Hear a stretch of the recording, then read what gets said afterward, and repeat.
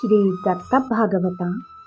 ಶಿವಂ ಶಾಂತಂ ಪ್ರಸನ್ನಂ ಓಂಕಾರಂ ಸಚ್ಚಿತ್ಸುಖ ಕೇವಲಂ ಭಕ್ತಮುಕ್ತಿಪ್ರದಂ ವಂದೇ ದತ್ತಾತ್ರೇಯಂ ಜಗದ್ಗುರುಂ.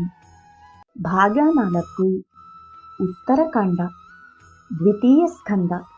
ಶ್ರೀ ನರಸಿಂಹ ಸರಸ್ವತಿ ಅವತಾರ. ಅಧ್ಯಾಯ 15. ಗುರುಗಳ ಗಾಣಗಾಪುರದ ಪ್ರಸಂಗಗಳು 9. ಸಾಯಂದೇವನಿಗೆ ಗುರುಗಳು ಮತ್ತೆ ದರ್ಶನ ನೀಡಿದ್ದು ಹಾಗೂ ಅವನಿಗೆ ವಂಶ ಪರಂಪರಾಗತವಾಗಿ ತನ್ನ ಭಕ್ತನಾಗಿರುವಂತೆ ಹರಸಿದ್ದು. ಹಿಂದೆ ಗುರುಗಳು ಓಸರ ಎಂಬ ಊರಿನಲ್ಲಿದ್ದಾಗ ಸಾಯಂದೇವನು ಅಲ್ಲಿ ಗ್ರಾಮಾಧಿಕಾರಿಯಾಗಿರಲು ಆಗ ಅವನು ಗುರುಗಳನ್ನು ಭಕ್ತಿಯಿಂದ ಮನೆಗೆ ಕರೆದುಕೊಂಡು ಹೋಗಿ ಭಿಕ್ಷೆ ಮಾಡಿಸಿದನು.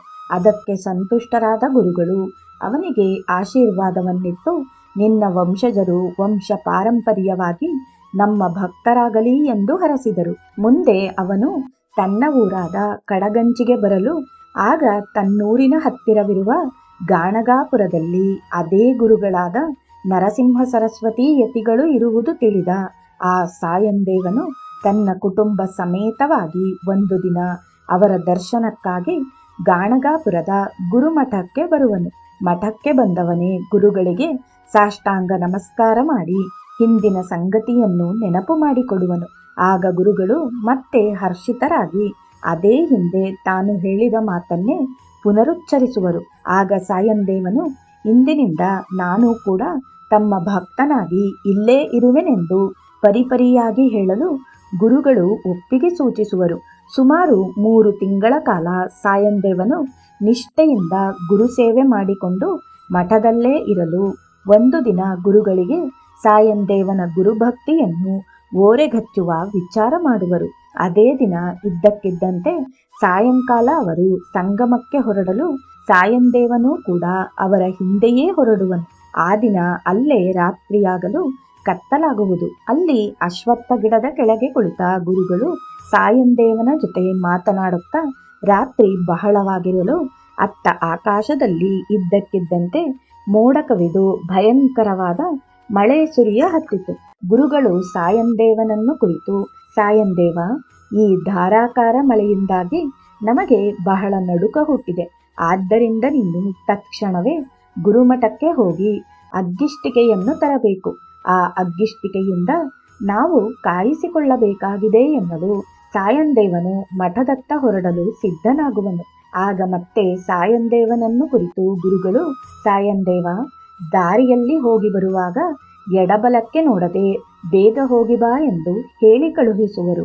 ಗುರುಗಳ ಹೇಳಿಕೆಯಂತೆ ಸಾಯಂದೇವನು ಮಳೆಗಾಳಿಯಲ್ಲೇ ಗುರುನಾಮಸ್ಮರಣೆ ಮಾಡುತ್ತಾ ಮಠಕ್ಕೆ ಧಾವಿಸಿ ಬಂದು ಬೆಂಕಿಯನ್ನು ತೆಗೆದುಕೊಂಡು ಸಂಗಮದತ್ತ ಹೊರಡಲು ನಡುದಾರಿಯಲ್ಲಿ ಸಾಯಂದೇವನು ಸ್ವಲ್ಪ ಹೊರಳಿ ನೋಡುತ್ತಾನೆ. ಆಗ ಅವನ ಎಡಬಲಕ್ಕೆ ಹಾವುಗಳು ಬೆಂಬತ್ತಿ ಬರುವುದು ಕಂಡು ಹೆದರುವನು. ಆದರೂ ಬೇಗನೆ ಗುರುಗಳಿರುವಲ್ಲಿಗೆ ತಲುಪಲೆಂದು ಗುರುನಾಮಸ್ಮರಣೆಯನ್ನು ಮಾಡುತ್ತಾ ಸಂಗಮಕ್ಕೆ ಹೋಗುವಷ್ಟರಲ್ಲಿ ಮಳೆಗಾಳಿ ಮಠಾಮಯವಾಗಿ ಆಕಾಶ ಶುಭ್ರವಾಗಿರುತ್ತದೆ. ಗುರುಗಳ ಎದುರಿಗೆ ಬೆಂಕಿಯಿಟ್ಟು ಕೈ ಮುಗಿದುಕೊಂಡು ಭಯಭೀತನಾಗಿ ನಿಂತ ಸಾಯಂದೇವನು ನಡೆದ ಸಂಗತಿಯನ್ನು ಹೇಳಲು ಗುರುಗಳು, ಸಾಯಂದೇವ, ಹೆದರದಿರು, ನಾವೇ ನಿನ್ನ ರಕ್ಷಣೆಗಿಂತಲೇ 2 ನಾಗಕನ್ನಿಕೆಯರನ್ನು ಕಳಿಸಿದ್ದೇವೆ. ಅವರೇ ಇಲ್ಲಿಯವರೆಗೆ ಇದೀಗ ಬಂದು ಹೋದ ನಾಗಕನ್ಯೆಯರು. ಅದಕ್ಕಾಗಿಯೇ ನಿನಗೆ ಹೋಗಿ ಬರುವಾಗ ಎಡಬಲಕ್ಕೆ ನೋಡದೆ ನೇರವಾಗಿ ಬಂದುಬಿಡು ಎಂದಿದ್ದೇವೆ. ಇಂದು ನಿನ್ನ ಗುರುಭಕ್ತಿಗೆ ಮೆಚ್ಚಿದ್ದೇವೆ.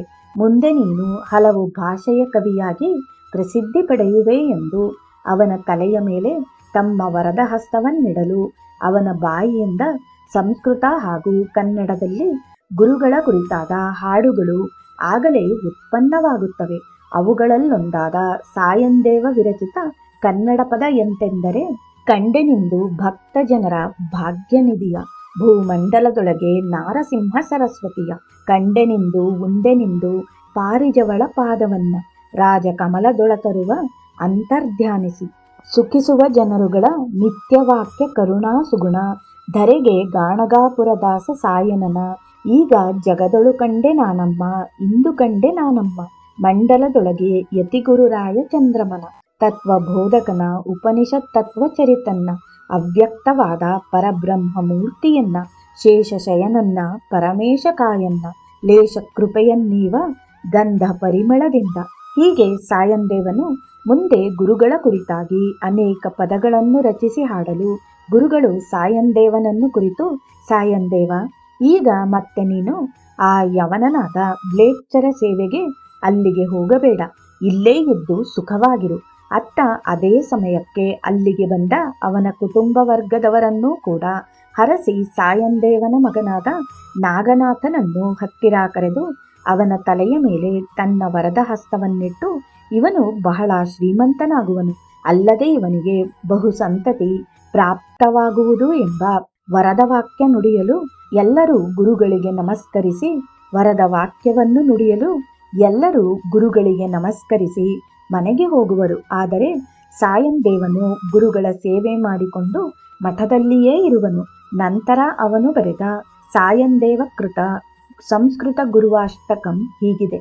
ಅದೌ ಬ್ರಹ್ಮತ್ವಮೇಕಂ ಮೇವ ಜಗತಾಂ ವೇದಾತ್ಮಮೂರ್ತಿ ವಿಭೋ ಪಾಶ್ವತ್ ಕ್ಷೋಣಿತಲೆ ವಿನಾಶಿ ದಿದೀಚಿ ಕೃತ್ವಾವತಾರಂ ಪ್ರಭೋ ಹತ್ಯಾ ದೈತ್ಯಮನೇಕ ಧಮಚರಿತಂ ಭೂತ್ವಾಂತ್ಮತೆ ಯೋಗೃಹೇ ವಂದೇಹಂ ನರಕೇಸರಿ ಸರಸ್ವತಿ ಶ್ರೀ ಪಾದಯುಗ್ಮಾಂಭುಜಂ ಭೂದೇವಕಿಲಾ ಮಾನುಷಂ 5 ಜನ ಬಾಧಯಾ ಮನಂ ಕಲಿಂ ವೇದ ದುಷ್ಯಮನೇಕ ವರ್ಣಂ ಮನುಜಾ ಭೇದಾದಿ ಭೂತೋನ್ನತಿಂ ಚೇತ್ತಾ ಧರ್ಮ ತಮಾಂಧಕಾರ ಹರಣಂ ಜ್ಞಾನ ಪ್ರದೀಪೋಜ್ವಲಂ ವಂದೇಹಂ ನರಕೇಸರಿ ಸರಸ್ವತಿ ಶ್ರೀ ಪಾದಯುಗ್ಯಾಂ ದತ್ಯಾಸ್ತ್ವಂ ಹರಿಮೇಕಯಾತಿ ಗುರುವೋ ಜಾತಾಗ್ರ ಜನ್ಮ ವಿಭೋ ಹೇತುಃ ಸರ್ವವಿದೋ ಜನಾಯ ಹರಣಂ ಜ್ಯೋತಿಃ ಸ್ವರೂಪಂ ಜಗತ್ ಜಾತಾರ್ಥ ಶ್ರಮಸ್ಥಾಪಿತಂ ಕ್ಷೀತತಲೆ ಪಾತುಃ ಸದಾ ಸೇವ್ಯಯಂ ವಂದೇಹಂ ನರಕೇಸರಿ ಸರಸ್ವತಿ ಶ್ರೀ ಪಾದಾಯುಗ್ಯಾಂ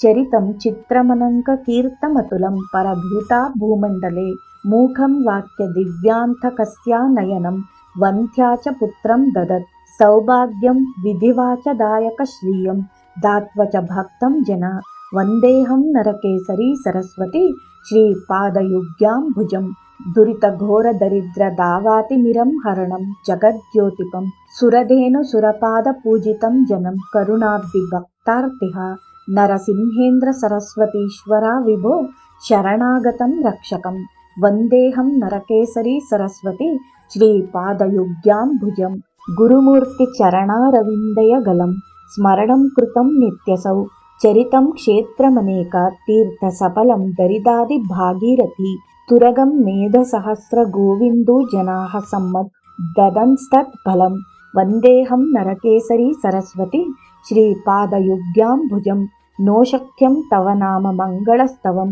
ವೇದಾಂಗಮಾಂಗೋಚರಂ ಪಾದದ್ವಂದ್ವ ಹೃದಾಂಜಮಂತರ ನಿಧಾಯುತ್ವಾಂ ಸದಾ ಭೂಮಿಪಂ ಭೂಯೋ ಭೂಯೋ ಸ್ಮರನ್ನಮಾಮಿ ಮನಸಾ ಶ್ರೀ ಸದ್ಗುರು ಪಾಹಿ ಮಾಂ ವಂದೇಹಂ ನರಕೇಸರಿ ಸರಸ್ವತಿ ಶ್ರೀ ಪಾದಯುಗ್ಯಾಂ ಭಕ್ತಾನಾಂ ತರಣಾರ್ಥ ಸರ್ವಜಗತಾಂ ದೀಕ್ಷಾಂ ದದಾನ್ಯೋಗಿನಾಂ ಸುಕ್ಷೇತ್ರಂ ಪುರಗಾಣಗಾಸ್ತ ಪ್ರಭೋ ದತ್ವ ಚತುಷ್ಕಾಮದಂ ಸ್ತುತ್ವಾ ಭಕ್ತಿ ಸರಸ್ವತಿ ಗುರುಪದಂ ಚಿತ್ವಾದ್ಯ ದೋಷಾಧಿಕಂ ವಂದೇಹಂ ನರಕೇಸರಿ ಸರಸ್ವತಿ ಶ್ರೀಪಾದಯುಗ್ಮಾಂಬುಜಂ ಏವಂ ಶ್ರೀ ಗುರುನಾಥಮಷ್ಟಕಂ ಇದಂ ಸ್ತೋತ್ರಂ ಪಟೇ ನಿತ್ಯಶಃ ತೇಜೋ ವೃದ್ಧಿರ್ವ ಚುರ್ಬಲ ಶ್ರೀಯಂಕರಂ ಆನಂದವರ್ಧಂ ಪುಪುಃ ಪುತ್ರಪತ್ಯಾಮನೇಕ ಸಂಪದ ಲಭಂ ದೀರ್ಘಾಯುರಾರೋಗ್ಯತಾಂ ವಂದೇಹಂ ನರಕೇಸರಿ ಸರಸ್ವತಿ ಶ್ರೀಪಾದಯುಗ್ಮಾಂಬುಜಂ. ಹೀಗೆ ಶ್ರೀ ಗುರುಗಳ ಹಾರೈಕೆಯಿಂದಾಗಿ ಸಾಯಂದೇವನ ವಂಶಜರೆಲ್ಲರೂ ಮುಂದೆ ಶ್ರೀಚರಣರ ಭಕ್ತರಾಗಿ ಗಾಣಗಾಪುರದಲ್ಲಿರುವ ನಿರ್ಗುಣ ಪಾದುಕೆಗಳ ಸೇವೆಗೈಯುತ್ತಾ ಬಂದರು ಎಂದು ಶ್ರೀ ನರಸಿಂಹ ಸರಸ್ವತಿ ಅವತಾರ ಕುರಿತು ಶ್ರೀ ಗುರುಚರಿತ್ರೆಯ ಮೂಲ ಬೋಧಕನಾದ ಸಿದ್ಧಮುನಿಯು ತನ್ನ ಶಿಷ್ಯನನ್ನು ಕುರಿತು ನಾಮಾಧಾರಕ, ಹೀಗೆ ಅವರ 4ನೆಯ ತಲೆಮಾರಿನವನೇ ನೀನಾಗಿರುವಿ ಎನ್ನಲು ನಾಮಾಧಾರಕನ ಮೈ ರೋಮಾಂಚನಗೊಂಡು ಸಿದ್ಧಮುನಿಯ ಪಾದಗಳಿಗೆರಗಿ, ಗುರುದೇವ, ಗುರುಗಳ ಮುಂದಿನ ಸುರಸ ಚರಿತ್ರೆಯನ್ನು ಹೇಳುವವರಾಗಬೇಕು ಎಂದು ಬೇಡಿಕೊಳ್ಳುವನು. ಹೀಗೆ ನಾಮಾಧಾರಕನ ಜಿಜ್ಞಾಸೆಯನ್ನು ಕಂಡ ಸಿದ್ಧಮುನಿಯು ಸಾಕ್ಷಾತ್ ತ್ರೈಮೂರ್ತಿಯಾದ ನರಸಿಂಹ ಸರಸ್ವತಿ ಗುರುಗಳ ಮುಂದಿನ ಸುರಸ ಚರಿತೆಯನ್ನು ಹೇಳಹತ್ತಿದನು ಎನ್ನುವಲ್ಲಿಗೆ ಈ ಅಧ್ಯಾಯವು ಮುಕ್ತಾಯವಾಗುತ್ತದೆ. ಜೈ ಗುರುದೇವ ದತ್ತ.